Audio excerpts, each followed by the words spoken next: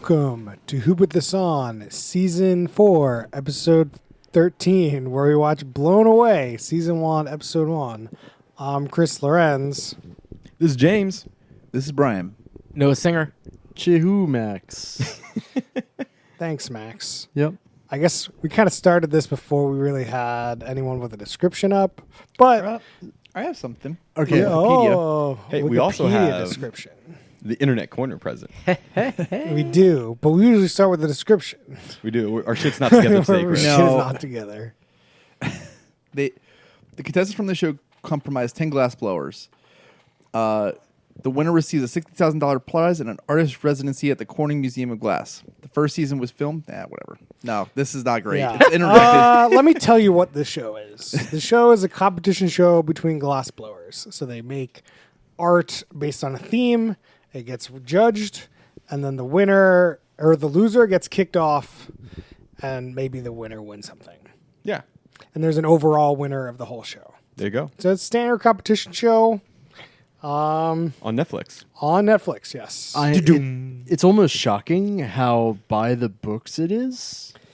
I don't know. Like, I think that they're kind of just banking on the like glass blowing aspect being unique The glass and blowing interesting. is cool. It's Yeah. very cool looking. I mean, just to go quick rundown of what happens this episode, so we can get to the minutia. Yeah. Is so they intro all 10 people. 10 people. They all brought a photo with them. They have a competition where they have to make an art/glass piece based on that photo. Then they all have their own tools. They create this art piece. We see them make it. Some's better than others. Then the judges come in and judge them, and then there's a winner. It's like there's nothing out There's of the also a works. loser. I was going to say, and a loser. They get judged. Yeah, Loser goes home. And the show wraps up in 30 minutes. yeah. It's an in and out show for sure. This is one of the tightest shows we've ever watched. Very tight. On that front, I was like, man, I don't know if I can do this. Like at some point, I was like, I'm not sure if I could do this, and then they just kind of stopped. They kind of stopped doing the like showing them making things, and Yeah. I was like, oh, we get to see the end. Oh, that was kind of like Yeah. I was about to be done, and they just kind of ended it. I was like, oh yeah, Yeah. that definitely. I think the 20 to 30 minutes that this thing is on is perfect. Yep. It is not overstaying its welcome like many, many, many reality shows we watched. So like I don't know, like anyone have any minutia on like these 10 people as they come in? Like I think we need to talk about the elephant in the room, which is there's apparently a real technical tool called the glory hole. Yeah, I learned that as well today. So that is one thing that the show does, right? Is they introduce a lot of the terms. They sort of explain things. But they don't do it in a very detailed or overly extended descriptions. It's like, oh, this term, you're going to hear people saying it. Here's the term. Here's the definition. And we're moving on. I feel like Fortune Fire does something similar. Mm-hmm. Yeah. Do they go super in depth, or are they just like, this is it, learn it? So they'll moving go on? in depth, like sometimes for like some of like the other techniques, but like actually no, not even in depth, but like they'll cover it like more than they did there. Okay. I mean the thing with Forge and Fires, there's like 6 seasons of that show, and as you watch it, you kind of get more of the hang of the lingo and how people make things, because you just get to see a lot of it. Here, it's episode 1. I don't really expect them to go like beat us over the head about how glass is made. By the end of the like 10 episodes or whatever, not however many episodes there are, you probably have a much better idea than we have after the end of this one. Like they just have to like give you like a basic overview of like there's annealing, there's like these other weird phrases. It was And- a punty? Or Yeah. a pike? That, I think. so the punty is just whatever the glass is on. The glass is like attached to that, and then like they Which it's like some kind of rod, essentially, so they can work the glass, right? Yep. yeah, and then I think the other the blowhole is Yeah. something completely different. All right, Or guys. Do we have to put the not safe for work thing on this one? What's wrong with blowhole? There was an orca, Chris. It was an orca. It's true. Yeah. I think that this provided enough with this episode. Just getting the terminology and Yeah. having just a better idea of what the hell people are talking about. Presumably, if you kept watching, they'd explain more about technical details. Like, I have no idea what they were doing when they were like rotating it with like and had like they had like some sort of cloth around the glass. I was like, I don't know. Like, I could guess what you're doing, but I have like no real idea what you're doing. Sure. So like, I assume if you keep watching, they'll get a little bit deeper because you don't have to explain everything. You can explain one thing at a time. Yeah, there's a piece that I really, there's like one line that really stuck out to me. I think that was either the host or somebody that was talking over the show, and it was just saying how all of these artists are basically working with and against gravity and with and against heat. Yeah. Which is like, that's really spot on. Yeah. Like that's what exactly they're doing. Very, very astute. Yeah. I guess after they intro the people, they introduce the challenge. So apparently they brought a photo with them. Some of the photos are like somebody surfing, somebody with their dog, somebody with their father, Somebody's first visit to Venice. somebody with their like as a kid with their like baby sister. Yeah. One's just like, it's me in front of a mountain. I felt so. Yeah, he was like, I felt so small. Yeah. And it was like supposed to represent them or something. Yeah. It was I think- supposed to be yeah. like an emotional moment of their lives or something. 'Cause, One's a guy scuba diving. oh, is it? I don't even Yeah. remember seeing that one. Yeah, yeah. Was that Because the? the guy, he said he has two passions, and so it was glass blowing and scuba diving. Yeah, Well, you like, don't need- as maybe you're already hearing, the downside of a half-hour show that has a lot of technical detail is you rarely get to understand the characters. It's like these are people passing through the night, and it's hard to then remember who does what and for what reasons. They ran through the names so fast, but everybody seemed to know like one another. They all knew like the guest hosts. Some of them said, "Hey, I recognize that person from like other competitions, or they're famous for like some other piece." Well, here's the question I have: is legitimately, I don't know. I don't know anything about glass blowing, as you might have already put together. But how many like glass blowers are there? Like, is that, I don't even know. Like, how big of a community is this? How many people are going to school? I can't imagine it's massive. But does anyone? Pretty small. What's like? How would you quantify pretty small? Like, are we talking thousands, tens of thousands, hundreds? I would like, say. what are we talking? I would say. In America, tens of thousands is my guess. That's fair. Yeah. Can we have like none of us can give any idea? Maybe we But- get but- some but- sort This of. sounds we're like a thinking it's challenge. Oh, the internet corner has accepted. This the is just challenge. like Oh no my way. god! There he goes. Thank you. Doing the dirty I work. I think if you're looking at like the highest level of glass blowing, there's everyone you'll see in the show is going to be very well known to the contestants. Okay, so people know each other. So, like, to like- that Brian's point. I especially at the highest level, like there's people in here that are like have 30 years of experience. Yep. Like some of the people, the other contestants might even have known them if they've been doing it for long enough. Like you might have I think you have a distinctive style when you're kind of doing this. So it'll be easy to make your name known, right? It's like a director's name. Like, oh, this is a director, like this is his style. But instead of somebody releasing like one every 3 years, they can release like one every like couple months or like month or whatever. They'll have like a store probably where they make like more generic stuff to actually sell, but like like real art pieces, like they're like real artists. So like if you go to any art circle, I'm sure there's like a top level people know. Okay. The other question I have is, so, glass takes many shapes and forms, obviously, it can be crafted into this art. Is like, generally, this is how all glass pieces are made? Yes. Yeah. Or is it just like the artsy stuff? No. So all pieces are made this way? Yep. Okay. But I assume not like windshields and like tabletop glasses and things. Like, you're not rolling down these pinties it or is- whatever, right? Yeah, that might just be like flattened or something. But That's a good call. yeah, those aren't really blown. Those are going to be done in a different way, like in a more Probably- mechanical process. Yeah, I assume much more like mechanized and But like it's streamlined, right? still the same thing. Where Technique, they, yeah. they have they'll heat up sand. They put it. They'll just probably do more of a mold casting. Yeah. And if you see like a vase or something, it's probably like, who knows? been Maybe blown. maybe they just have like a better, like, if there's a way to cast glass, I'm sure that's what all process stuff Like I does. think even like beer bottles are done sort of like this with a mold, but like yeah. like definitely a more like manufacturing style process. But Yeah. like, Right, it's probably not somebody manually blowing the beer bottles. It's probably like a machine that puts a little bit of Yeah. air, rolls Yeah. it around Yeah, for a yeah, minute. yeah, Like, yeah. all right, we're done. Yeah. We got to make another 100,000 of these by tomorrow. So let's get this thing going. yeah, I mean they'll probably do more than one at a time, James. But yeah, maybe that one part of that machine's making 100,000 in a day.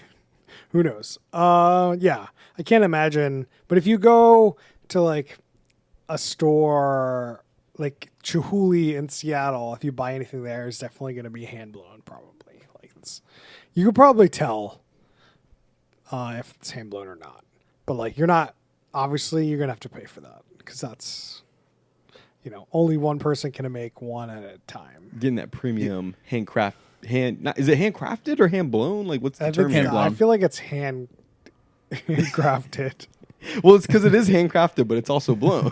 So I don't know. But your hands are involved. Right. So, But there's more than just hands involved. yeah, Like, if you can't blow it, you can't do it. All right. So the All judges. right, all right, hold on. So the Internet Corner has an answer to how many glass blowers are in the world. Okay. So, the Glass Craft and Bead Expo in Las Vegas has roughly 5,000 attendees. That doesn't answer the question at all. No, but this is like, I think, the best number. So let's say everyone at that conference can make glass. High range. Sure. Let's say the United States accounts for 10% of glass blowers, which again is probably very high percentage at many more countries. Sure. So let's say there's roughly 50,000 glass blowers in the world. What about all the glass blowers in the U.S. who don't like Las Vegas because it's a garbage city? But right, but that's what I'm saying. Like, all the people at the conference are glass blowers, right? And like, I'm assuming glass blowing, you have a lot of like free leisure time, so probably more developed world than less developed world. Sure. So that's why, let's say roughly 50,000 worldwide. There Okay. you have it, guys. There you have it. We, There we've you have given you your estimate. There you go. Also, It's like an interview question. How many glass blowers in the world? way to crush it, Mr. Internet. Also, Las Vegas, we love you. Don't listen to Max. Sorry, Las Vegas. I last went to you 3 months before I turned 21. We really got to do I'm glad you a didn't pod from Vegas, I feel like, at some point. That'd be You so lugging this thing to Vegas with We're you? lugging it, man. We're doing it. We're going to get some of those Pelican cases. We're going to throw the soundboard in there. It's going to be great. All right. You're on Yeah. it. Pelican, can you send us a free case for our soundboard? That'd be great. Thanks. So the two judges just are Catherine Gray, which is the judge for the whole season, and then Chris Taylor was the special judge for this episode. Does So- Adam Scott get any say in this? So Nick No. U-Haul. Nick Uhas. His name is you all. No, it's Uhas. Okay. Yeah. Close enough. You all, Uhas. Yeah, it's the is- same thing. But I gotta bring it back to the Internet Corner. He is not a first-time host. Oh, what else has he done? Yeah, so Tell me Nick about Uhas. Adam Scott. Nick Uhas, popular for Smosh Lab, Science Mysteries Revealed, and Fab Lab. He's also a former Big Brother contestant. Yeah, he's also a former guest on Big Brother. So he used to be a social media influencer turned host. Yeah. I think he's a current social media influencer. I mean, he's just doing science stuff on YouTube. Oh. Oh God, that's what Smosh Lab is. It's like science for children. But No, he, seriously. he's not that big. He's got 50,000 Instagram followers, 15,000 Facebook followers. I mean, if you can't tell, the host looks like Adam Scott. I don't think he does, but sure. He's We'll throw white. it up. We got to put it on the on He's the a white Facebook. guy with hair. Like, I don't, yeah. Yeah, well, that's why people keep calling him No, Adam Scott for the people listening to the podcast. He's got the scruff. He's got the, the chin. He's got that weird, a little bit accountant look going on, I got a You get big it. kick out of so the people start glowing their blasts, and Nick goes up to the two judges and is like, "So what's glass blowing?" Like, imagine if you're on final table and one of the hosts like, "So what's food? What's cooking? What's cooking?"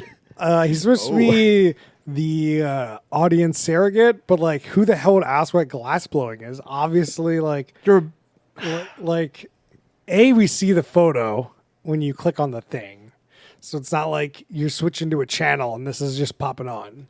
Like, you've clicked on it, you kind of hear this thing glass blowing. Oh, okay, it's like you making glass. That they didn't even really explain the blowing part. But to be fair, the answer to their question, which seemed like what's glass blowing, was pretty good. They're like, yeah, it's sand for the most part. Well, that's the answer of what glass is, not what glass blowing is. Oh, He may have said It was a what good is answer. glass. In any Yeah. case. Oh, he did say what is glass. Right. In any case. Anyway, so the challenge, the judges were looking for something surprising and challenging / see and hear your voice. So like, it was kind of a weird nebulous way to explain what you wanted. Like, just like, okay, does that mean like technical challenge? Is there specific points for that? Specific, is it art piece? Like it's very hard to like nail down what you're actually looking for with that. But when you have 10 people, it really doesn't matter. If you're doing like three people, like that's just like going to be a real hard thing to judge. Like there has to be like 1/3 technical, 1/3 art piece, 1/3 whatever or something. Like it would be difficult to judge with a very few amount of like entrance. Yeah, I agree. And, I think one of the things that's interesting here is they don't really go into detail of the judging. They sort of do a walkthrough. They look at all the pieces in the final, all white room with all of the glass pieces on these like, artsy looking stands. And they sort of just get like a quick 30-second or something, probably less, like big, quick beat on it. And then that's it. Like you don't really know where people stand in terms of like a stack rank. Because in the end, you only get the winner and the loser. And spoiler, the loser is the one that broke his glass. Yeah. I do disagree though that I think the more contestants you have, the more the criteria matters because there's going to be less variance, like No, between I each. think the like less if you people, stack ranked, right? Where if you have 3, there's going to be more variance because there's not as many entries. but if you get 3 people and they all have like this amazing art piece, how do you determine who wins? You have to get more granular. Without more of a breakdown of what you're actually looking for. Yeah, and I just think it's harder with the more with the more entries, right? The more entries, there's like, oh well, this one's clearly, these 3 are like clearly great pieces of art, and these 3 aren't, and this one fucking broke. Like right, but they only chose one. That's what I mean, right? Like they only chose one. So let's say you're grading it on the technical, the meaning, and whatever else, right?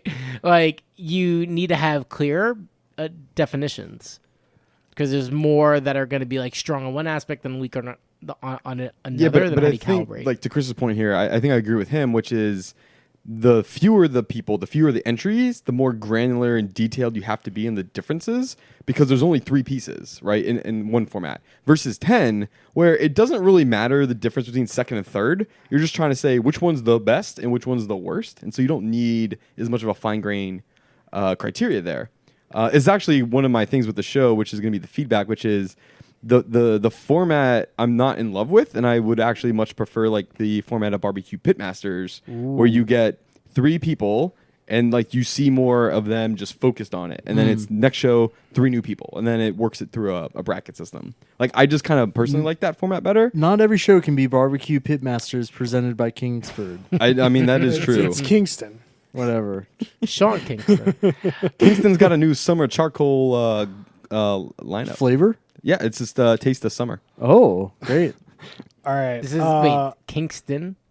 It's an inside joke. Go back and listen to Barbecue you gotta- Pitmasters episode. The pit. the Yeah, I do agree with you, James, that when you're watching a show with real experts, you want to see how they go about their craft. Yeah. Yeah, I hope that in the subsequent episodes, they start whittling it down such that you could really get into the craft. Yeah, I mean, that's a fair point. Like, if they continue with the knocking a person off every episode, by the time you get to the final 4, it's going to be, much more detail, I'd have to imagine, on those people. It is definitely one of the things that I think we run into with these kind of shows is they 10 people plus 2 judges plus a host in like 25 minutes. Like you just don't know anyone or care about anyone really. So like you have to really be invested in this glass blowing thing, which I guess we'll talk about now is just like they go through and you get like these weird, just like short clips of shots of people kind of glass blowing. Like I don't even know what they're doing half the time. Like half the time they're like using some sort of tool to circle around the glass, like grip the glass. Half of the shots are just them putting it in this furnace or what they would call a glory hole. That's right. So like I think that like there's so much of a dearth of people that like it's just hard to even narrow it down to good shots and good content because you have to give some of them some shots, but then you're like, I don't even know what you're making. Like there was definitely some at the end. I'm like, they were making that. Like I don't know. Like They definitely spread the airtime around pretty evenly, it seems. But like I had no idea what anyone was making until they revealed the shots at the end. Like it was like they kind of showed some people's plans. They like drew on the chalk with chalk on the floor, and then it was just like, okay, this one guy at the end, you see that he had like a blue silhouette of a person in some other glass, and then bigger versions of that blue silhouette to signify his son growing up or something. I didn't get any of that while we were Right. Like, I think the shit thing is, with- I was surprised at that piece in the end. He sort of described it verbally, and I'm like, I guess I can picture it. But seeing the shots they showed of him crafting it, it was never obvious that that's what he was making. I had no idea what anyone was making except for when somebody broke their shit and then had to start over. Yep. And then like somebody was like making a hand and like a globe, and that came out really well while they were making it. And there was a lot of shots of that because I feel like some of the other things were just not interesting to watch. being Derivative. Oh, Once they whittle people down, go get more glass blowing time, it'll be a better show. I don't know if that's the thing is I don't know if I want more glass blowing time. I was done by it because I was like, what the hell am I watching? Well, you don't want to watch them necessarily glass blow without them describing why they're doing what they're doing. Maybe, like if somebody was explaining to me what they were doing while I was watching it, sure, yeah, that would be better. Like it wasn't the fact that I didn't know what they were doing, is like I didn't know what they were trying to do. Right. Like if all 10 of these people were like, okay, try to recreate this piece of glass, and then I could watch them all try to do something I know what they're trying to do, that's way more entertaining than like, hey, go make a piece of art. And you're like, and Yeah, you just yeah. kind of like bug-eyed, like, what? It's like watching 10 different painters go off and paint something different, and you don't really know quite what they're painting until they get to the finished product. Yeah, I think it's like the opposite of why you watch sports. Like sports, you know exactly what they're trying to do, you know exactly how to fail and how to win, and it's not like this like nebulous kind of like, oh, we're making something. Like It's art. there's just like a different level of like entertainment there. Well, I think this goes to the producers, right? You have like Pitmasters and Forge and Fire. They give constraints that are more specific on the competition, right? Like this ingredient, or Forge and Fire, it's like recreate this type of. But like, knife. I mean, Forge and Fire's like, hey, go make a knife, and you're like, no, but oh, I no, know what but a they not do know. give constraints. In the first challenge, half do the whatever you time want. they say is, hey, just go make a knife. Oh, really? Yeah. Yeah. All right. Well, they're Well, like, hey, go make a knife. We're going to challenge it via these things. But like, to me, a knife is a knife, and like a different knife style is like, oh, okay. Like there might be actual differences while you're making it. Not really. You're just like shaping a piece of steel. Whereas like when you're making a painting or a piece of art or something, like I need more context what you're trying to go for, and like more. I need like the podcast in this show to tell me what's going on. But do you think the show would be better? Let's say they gave a more refined goal, right? Like make an animal. I think it would be, this show to me would be more entertaining if they were like, hey, go remake this art. Go remake this. I don't want some nebulous piece of artwork. I think it was like, for that, they showed maybe a little too much, but just enough. Like they can't do a 40-minute version of the show where they're like, hey, go make a piece of art and we'll kind of watch you do it. Like it was kind of nice to see at the end. but I didn't get a whole lot of an idea of how, why, hard, or any of those pieces really were, other than like somebody fucked up. Yeah. I want to take a hard right. I want to talk about some fashion choices.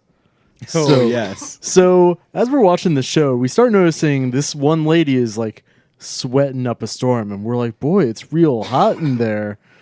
And Yeah, they have about 10 furnaces at least going, and they have all these other tools with flamethrowers and things, all kinds of stuff going. yeah, And it looks hot. People are dripping sweat. and then this Yeah. one guy.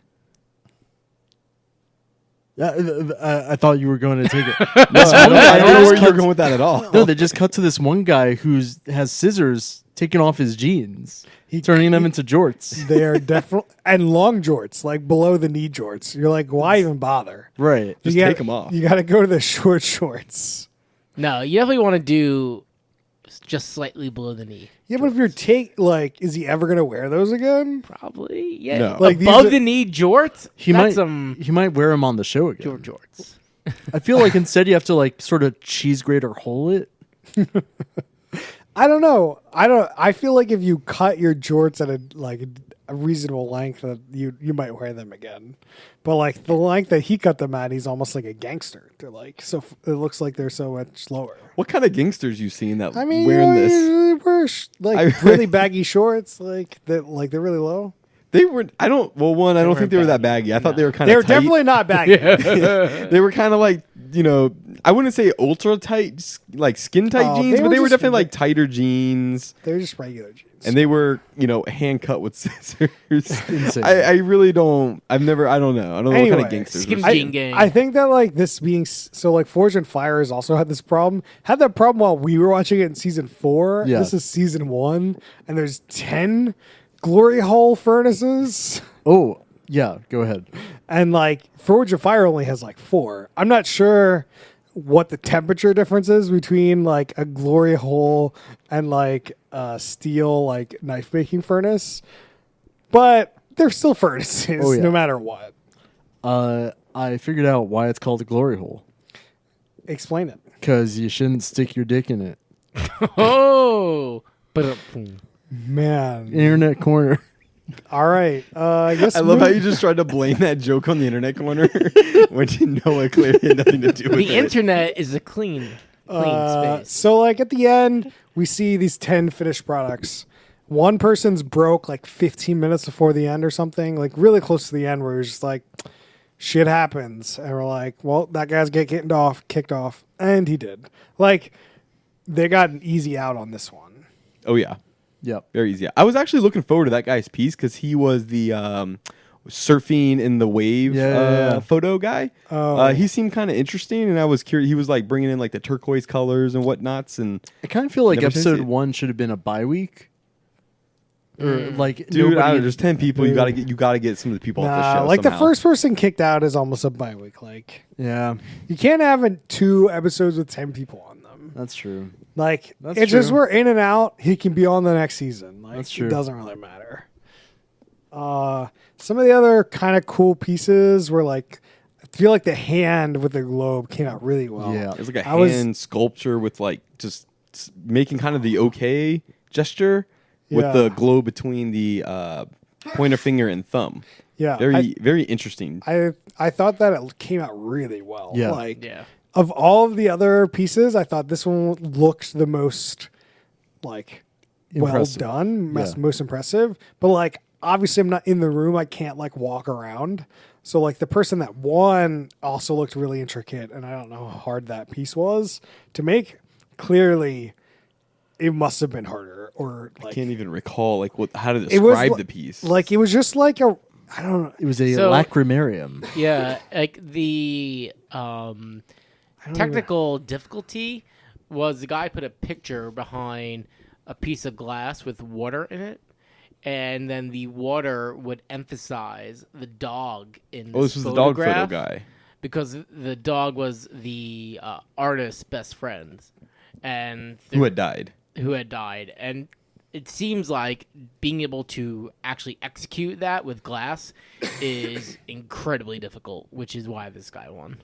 It definitely seemed like when they were making it, the only comment that really was made was like, "Oh, that looks really hard." That's like, we'll have to see how that works out. And apparently worked out really well. So like, he'll be a favorite going forward if he can like continue to overachieve and achieve that like overachievement. He was also comparatively. called out in the beginning as someone who's well known in the glass world.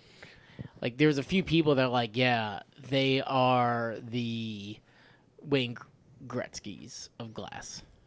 Yeah, that was the one thing is like we didn't really got into is like there's like when you're watching a cooking show, right? There's like the high level like master chef like shows Final and then table. yeah, Final Table, Iron Chef, like then you have your like basic shows. Yeah. Like the Great British Bake Off where like it's just random fucking people and like, whatever. Whatever that Snoop cooking show was, Snoop and Martha. Snoop and Martha. Yeah, just Potluck. like regular ass people just making regular ass dishes. Like, what spectrum of glass blowers are we on here?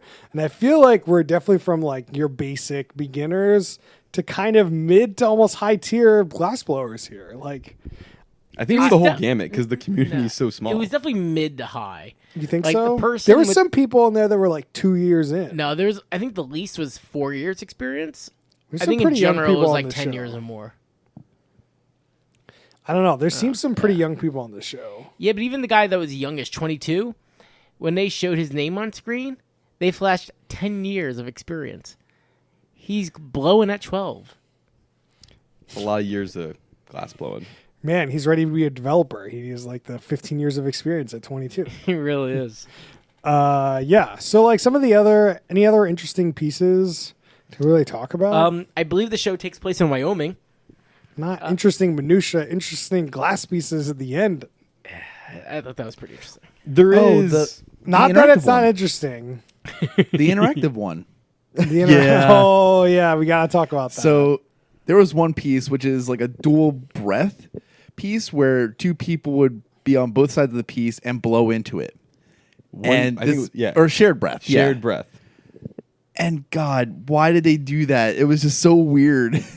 It was like the thing was so simple, but then like it's this interactive piece. It's so cool. it definitely was like we looked at it and it was like, well, that just looks like clear glass that you turned into a vase. Like it didn't look very technically challenging at all, and then they just picked it up. It was a And- glass tube that you blow air into somebody else's mouth with. It was a glorified straw. There was another one that was interesting. That was like a curled tube from that you would see in a hospital, and it was because of his dad's like health ailments, and that was really cool. And they said that piece was super super Technically difficult hard. to make. Yeah, That yeah. was cool. But back to the shared breath though. Like, so the judges are like, there's a note here, guys. This is an interactive, and they do it, and like, I can't imagine these people know each other that well. This just feels super awkward and weird to me. Oh, Definitely yeah. reminded me of like Lady and the Tramp, like kind It's of. definitely a shared spaghetti kind of situation happening here. You know what? It's memorable. It's not derivative. Yeah, as an art piece, that definitely works out better than like if you just like had a vase that like some of the other ones seem like more derivative kind of art pieces. That's like Yeah, I think the concept actually is super clever. The execution, Boring. not that great. like it's just like one of those things where like if this was provided in like where no one fucked up, like is this one of the lower ranking ones? Because it's like it's an interesting art piece as an art piece, but it's not a very interesting glass piece. Right. So like this is like kind of where we were talking about earlier. It's like I don't know, like if you've got less people, like what? How do you rank these people? Sure. Yep. And then I think we got to at least touch on gift shop guy. Oh boy. Or at least what the judges declare is Oh. your piece is only looks like it's in a mass market gift shop or something. Which, to be fair, it did. So this was the like some kind of whale. I don't know It was what an type orca. of orca. Yeah, and I don't know. It looked like an orca. I didn't think it looked terrible at first, but I guess they kind of chewed him on just it not being very technical or very exquisite. The one he was making before looked pretty great, and then he. Oh, broke was this it. a redo? Yeah, Yeah, this is a Ah. redo. Okay. He broke his like original piece 4 hours in, so only had 2 hours left. Okay. I mean that explains that a Yeah, bit. yeah. That definitely explains why. And like he's lucky this was week one because like They This definitely is- were picking on him. This a is bit. week 2, or if no one fucked up, he was gone. Or one shared breath. What do you think? Oh, he was definitely gone. Like they didn't even like the shared breath thing would definitely get you past like a couple people. Yeah, they definitely didn't neg that one. I don't think really, right? They They also loved it. don't have like it didn't look great, and it didn't look that great on TV. But like, who the hell knows how hard that shit was? Like, I don't know. Like, I maybe as they go further in, maybe they'll explain like how hard some of the things are because like we don't really know. Like we saw them, and like people fucked up, but we don't really know. Like one looked like it was just like a jumbled pile of like glass pieces, and I was like, I guess that's like art. I don't know. If you don't know what it is, it's art. Yeah, it's in MoMA. It's fine. Don't worry about it. I wish I remember who did it, but like there was also something cool where their piece snapped off early, but it didn't break. Oh, And they yeah. still had work to do. So then they just did this cool thing of, hey, like let me put it back on the Peyton or whatever that was, and they were successful. That was Yeah. awesome. That Yeah. Yeah, they put it back on on the stick. Punty. punting. Punty. Yeah. Yeah, that was pretty good. And I think that particular glassblower, she was like declared as like a like expert recovery glass person or something. Like basically her like skill set is in recovering glass and like salvaging these Oh, projects. all right. Well, I don't think that was her. She was. She No, just no, said they said that that's she what said she's she known was for. very used to doing that. She didn't. Right. I don't think that's like, hey, I broke this glass piece. Let me bring it to you. Oh, I don't think. know. I don't think that's like. Seemed what like she was meant. recovering. I don't know. Did they show how her piece came out? I have no fucking idea. To be No. I honest. just don't remember it. That's the thing is like. There were so many things. Yeah. Yeah. Are we Like- are we good for ratings now? I think that. Yeah. Yeah. I don't think there's much. Unless Noah, do you want to talk about why this is in Wyoming? Yeah, so one part of the show, not as crucial, but I'd say not minutia, is each artist had an assistant to help them with the glass blowing. They kind of offhand say They're from the something college. they're from Sheridan College. Sheridan College is in Sheridan, Wyoming. So I would assume they're not flying in people to the show, which is why I think the show takes place in Wyoming. Maybe there's some sort of tax benefit there. Good internet stock in there. I mean, I guess it was kind of interesting to know that glass blowing is not a one-person job. It is a two-person job Yeah. at all times, apparently. Even when you're in a like 10-person competition, there's still like 10 other people that aren't really like they're involved, but they have no real any airtime. Really, it's kind of weird that they're like not. You don't bring your assistant with you. Chris, the same thing happens in Barbecue Pitmasters presented by Oh. Kingsford. Sometimes their assistants were on, but they also brought their assistants. Yeah, this They is weren't- this is a they were sticking not point for me. provided the assistants. Okay. So like, I think it's weird that like your 30 years experience, like how experienced are your assistants usually? Like, do you bring like clearly they're important, but not that important? Yeah. So like, that What was if, kind like- of a weird thing. What if like your assistant is the one that breaks your thing like with 15 minutes left? That would fucking suck. Yeah, you fuck. That's why you got to bring your own assistant, Max. Yeah. Let's ratings. James, I have a feeling I know what your rating is, so just give it. I'm curious what you think it is. I think you think it's gonna be lower. Anyways, I'm gonna put the show in the middle, surprisingly, Okay. but in the bottom of the middle. I will say that the show was surprisingly pleasant to watch, unexpectedly. This is not a topic that I particularly care for, or really have any interest in, and to be honest, not that much interest in learning much about. Like, it's not an area for me. But with that said, the show is very well produced. It flows well. It's good that it's under a 30-minute slot. And I would say from that angle, it's pretty decent. And so if you are somebody that's into this kind of area, at least at all, you'll probably, I would think, like it. So yeah, take that for there. But yeah, one of the main sticking points is really the assistants I find weird. And I would say that like the Pitmasters format and formula, I like a much preferred to this format. Both in the number of contestants and pyramid schemes and also the assistants component. All right, James. Brian, what do you got for me? Solid middle. I think that it's not as interesting as Forge and Fire, and that's what they're clearly trying to play off of. But it still has some interesting stuff. I really want to just dive into the middle of the season and like get past. I want to learn more about this stuff versus just like sweeping through 9 contestants. What do you got for me, Noah? I'm putting this in the top. I think the show has a lot of potential. I think the producers actually could do a better job at bringing out what's very good about the show, which is experts dealing in a craft that probably most people don't know about. I am interested to see where the show goes. I will watch more of it. I think the one thing that I would build off of James' point, I think anyone into glassblowing will love this show because there's 0 shows on glassblowing. So this is like their one thing to get. Yeah, I'm excited to watch more and see where they go. What do you got for me, Max? Middle third, top of the middle. I may come back later with an update on it being worse or better. I think it has a lot of potential later on. I am very interested in glass blowing. Yeah, so it definitely ticked that for me. I'm going to also put this in the middle. I mean, I think that I've talked a lot negatively on this podcast about it, but in general, it was fine. Like, there's obviously I'm nitpicking. I think I'm like more invested because I'm nitpicking because I think the show could be a lot better.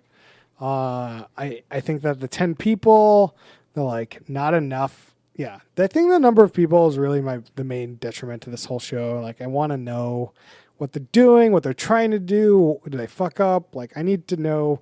I'm just not invested. So, like, it could be just like a side content thing, but it wasn't like the show is offensively boring. Like, it gets in, gets out, doesn't overstay its welcome.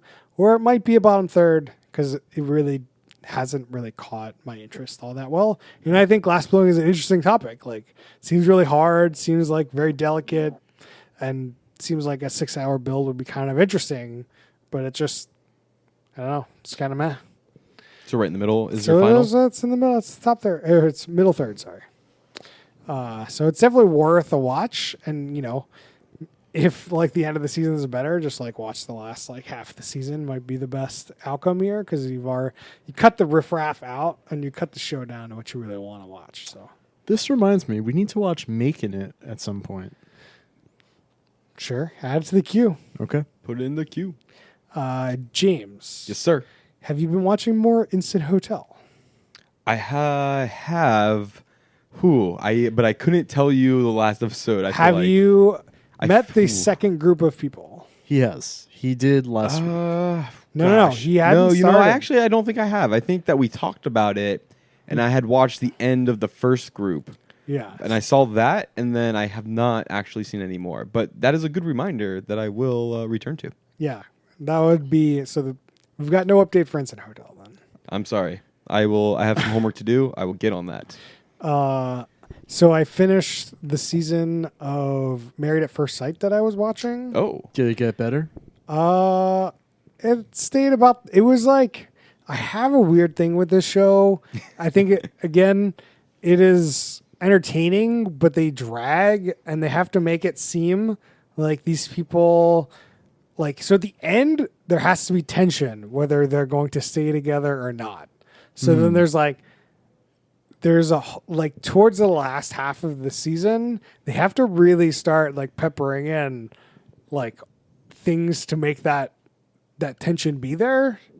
Whether instead of just like, oh, well, they're obviously going to be together, so like let's just obviously show them together. And they're like when they have to choose at the end, it's like, well, you know the answer, but that's just not how they like.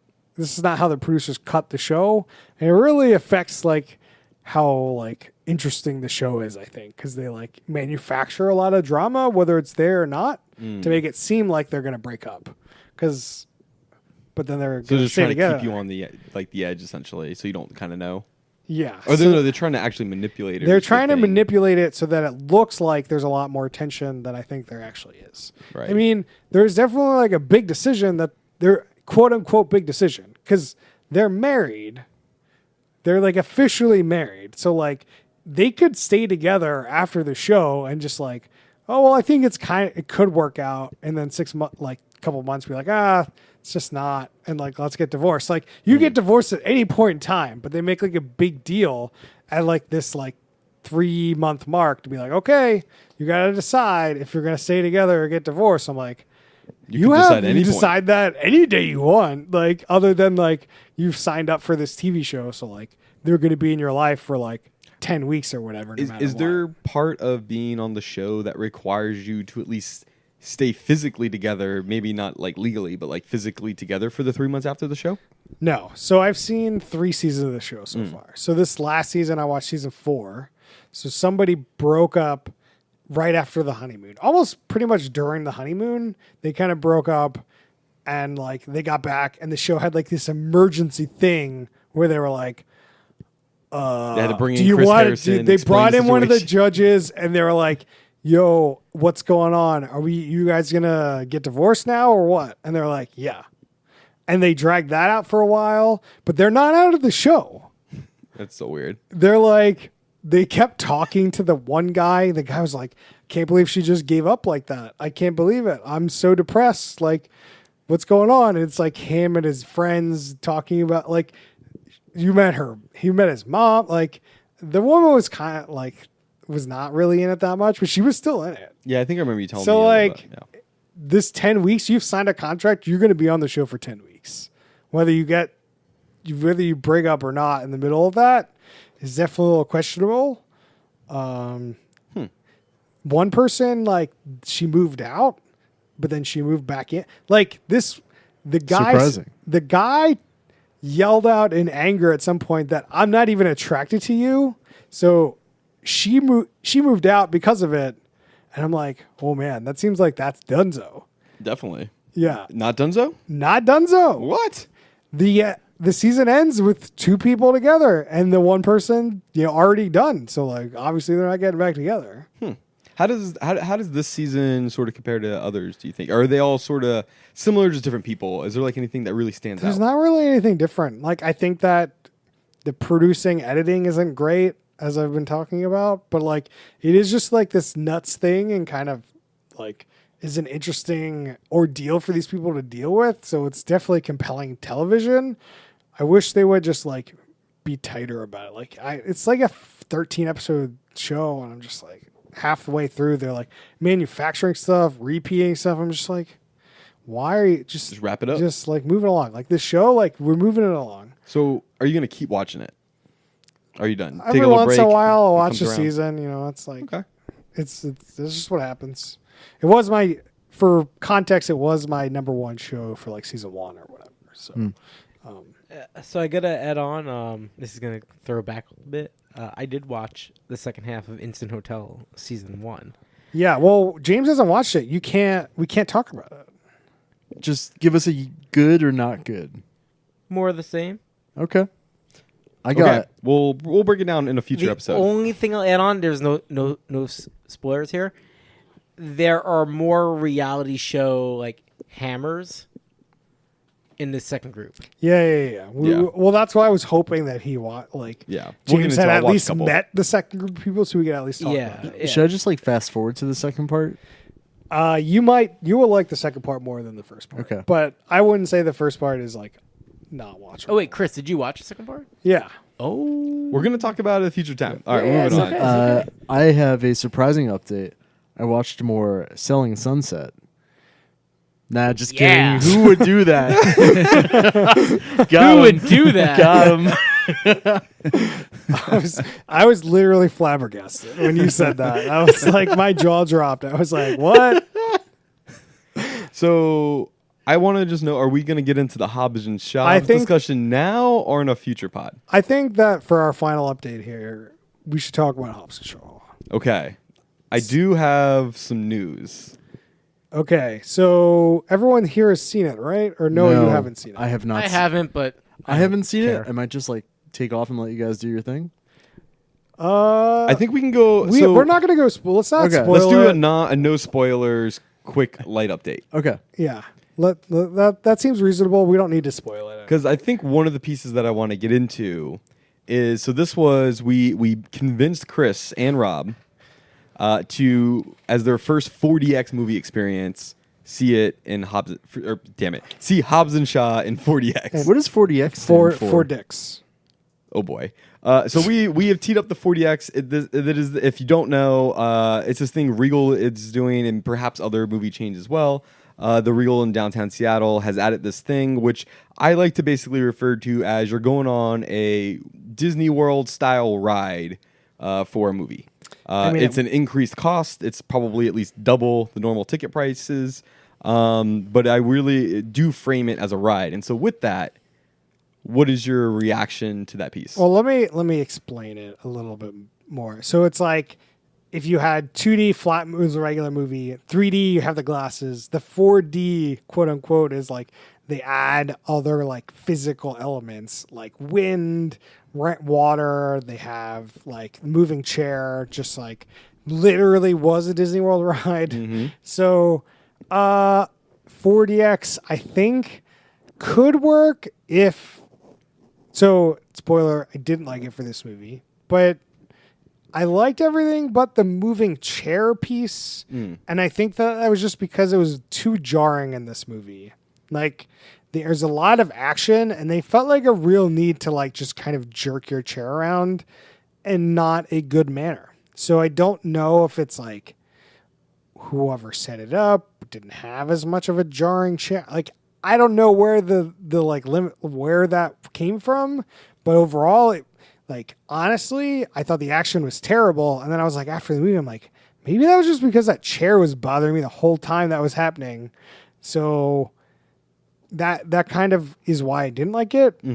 Although I did like the wind. The wind definitely felt good, like while you were like in an airplane or while things were happening where there was wind. I thought it was done really well. It's a good extra element, yeah. And like the rain was done really well. Like we were Jurassic Park and that rain was coming down with you while that like Tyrannosaur was like out, like that was really good. I feel like it'd be really good for The Lion King, so you could really feel Mufasa getting trampled and dying.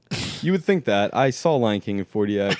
I don't know if just because, one, watching Lion King again just kind of let me down. Okay. Or two, maybe the 4DX made it more tolerable, but I just got bored in Lion King.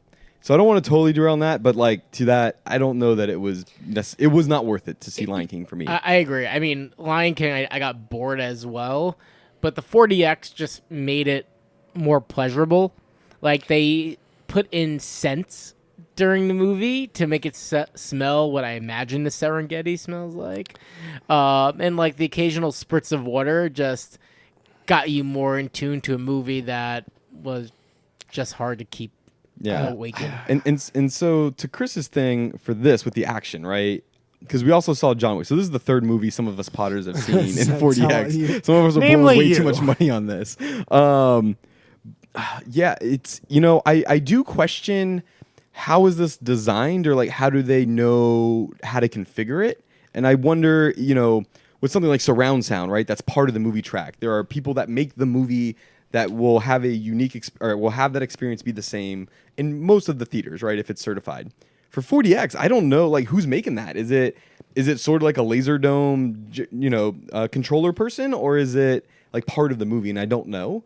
And so I do wonder that. The other update I have is I saw Hobbs and Shaw again. Tuesday evening. I saw you snap at a movie theater, and I thought you saw Aladdin. Oh yeah, like the Will Smith snap. Yeah, no, it was that Will Smith trailer where he's a clone and it's his kid, but it's him, whatever. And that's where you made a person out of another person. I love that line. It's terrible. But anyway, so I saw it again, and is that a remake of The Seventh Day? I don't know. That's a great movie. I will say that what I don't know is it because it's the second time I've seen it, and so I know kind of what's more happening. But the action scenes were much more enjoyable in the non-4DX, and I think that like I saw a lot more, and I just felt like I had a better understanding and more to experience the movie as a movie. I felt like it was a better movie experience to see it just in a normal good theater. Whereas, but with that said, I had a great time in 4DX and would recommend it. But it's different. It's different experience. I come back to like it just feels like you're going on a ride for 2 hours, but it's not the equivalent of a movie experience. So James, I have to ask, what motivated you to see the movie again? So basically, I had already committed to with some friends that wanted to see it. So let's go see it again. I think that, I guess, on my last thought on the 4DX is just too long. Like an hour of that would have been great. 2 hours, 15 minutes, I was done halfway through, and there was no way to turn it off. Right. Like if I had a turn off button, I definitely would have hit it. Yeah, I think that's what we were also saying after like John Wick is like this 4DX thing is like it's not like you're reclined in a really comfy chair. Like it's kind of like you're on a ride, and so it's tiring. It was Like you're sitting pretty vertically, like you're up, right? that like chair you're was in it. not very comfortable. Yeah, and so I think part of that too is like I found getting tired towards the end, like when they enter the final scene, I'm like, oh my gosh, I can't believe we're not done. But when I saw it the second time, like, oh yes, it's the final scene or the final act rather, and I wasn't tired at all. So I take don't that know. for granted. I think 40X is fucking amazing. Man. It's a fun Disney ride turned into an expensive movie. Yeah, I'm not I disagreeing, right? Like I enjoyed both, but in different ways. Like Yeah. I No, enjoyed the I get movie it. better Yeah. in the standard, but the ride was hella fun. Right, yeah. I mean, so my Hobbs and Shaw feelings and thoughts actually are I thought the movie was fun. Like the Jason Statham, Dwayne Johnson relationship was so good. And then- Amazing chemistry and like banter between them was amazing. Like the comedic banter was awesome. And then the actual female lead did really well too. Had great chemistry with both of them. Yep, love that character. Really and then interesting. you've got Deadpool just like laying it down. Like Let's save the other one because the other one's a bit of a Yeah, spoiler, yeah, so we'll save the other Wait, cameo. Deadpool as in Ryan Reynolds? Ryan Reynolds is in the movie, and he is fucking hilarious. He is arguably like one of the best characters in this movie. Yeah, I mean, the thing He's is funny. That's the thing. It's just funny. Like all of his scenes are like hysterical. It's been a big year for Ryan Reynolds. Ryan Reynolds. I mean, he's only in the movie for like 2 scenes, but he's like, Easy. yeah, I'm not like What, he dies? Oh, shit. No, I mean, spoiler alert, he does not die.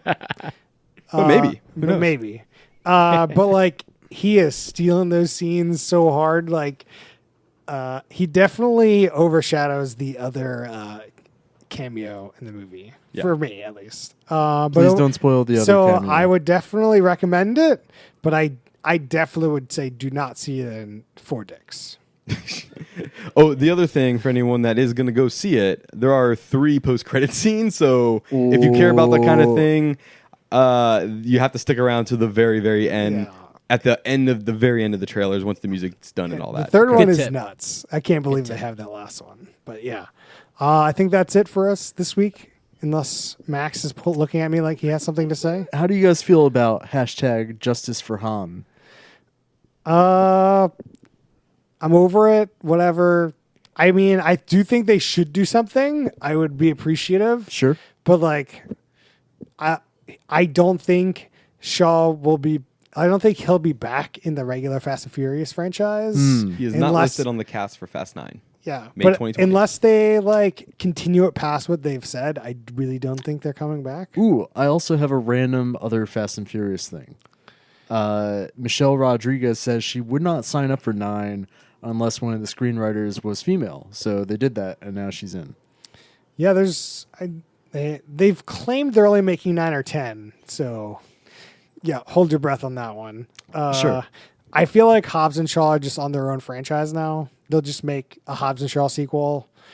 And because Dwayne Johnson and Vin Diesel do not seem like they're going to work together anymore. So I'm optimistic that at some point there will be an Avengers style kumbaya where there's like what some do you sort mean? of What do you Infinity think War. Fast 5 was? I know. I'm hoping for it again. So like I'm thinking they're going to go do a Fast- Hobbs and Shaw, like 2-3 things.